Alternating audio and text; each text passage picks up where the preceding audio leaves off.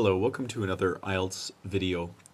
Today we're looking at the writing answer booklet that you will see when you engage your IELTS examination. And I thought we could just look at the different parts of it so that you could be familiar with it before you get into your exam. Now, I just want to make clear that these files are available from IELTS.org, and there are plenty of other resources there too that you might be interested in looking at before you engage the test.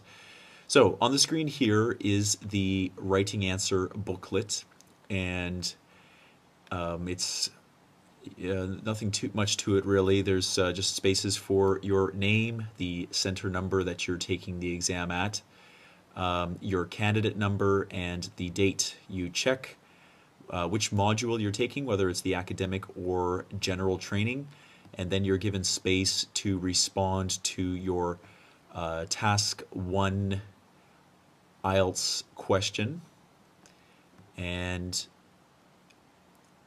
little space at the bottom for the examiner to identify themselves. And then the second page, you are also given space to complete your task 1 response. And at the bottom of this page, you can see that there's a little bit of space for the examiner to mark certain qualities of the response. And I will zoom in here a little bit.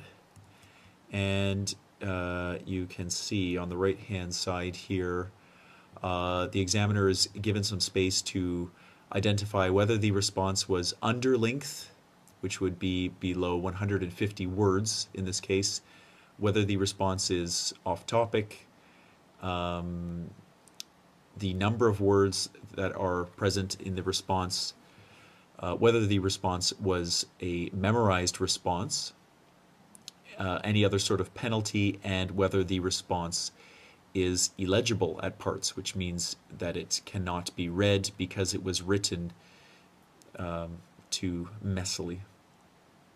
And if we look at the other side here, there are some areas. I'm